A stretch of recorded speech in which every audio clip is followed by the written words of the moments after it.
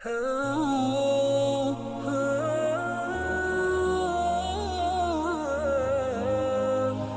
عباس سے آپ نے کہا کہ میمونہ رضی اللہ تعالیٰ عنہ نے فرمایا کہ میں نے نبی کریم صلی اللہ علیہ وآلہ وسلم کے لیے غسل کا پانی رکھا اور ایک کپڑے سے پردہ کر دیا۔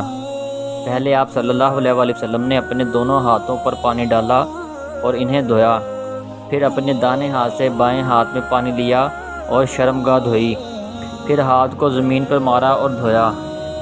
پھر کلی کی اور ناک میں پانی ڈالا اور چہرے اور بازو دھوئے، پھر سر پر پانی بہایا اور سارے بدن کا غسل کیا۔ اس کے بعد آپ صلی اللہ علیہ وآلہ وسلم مقام میں غسل سے ایک طرف ہو گئے، پھر دونوں پاؤں دھوئے۔ اس کے بعد میں نے آپ صلی اللہ علیہ وآلہ وسلم کو ایک کپڑا دینا چاہا تو آپ صلی اللہ علیہ وآلہ وسلم نے اسے نہیں لیا اور آپ صلی اللہ علیہ وآلہ وسلم ہاتھوں سے پانی جھاڑنے لگے۔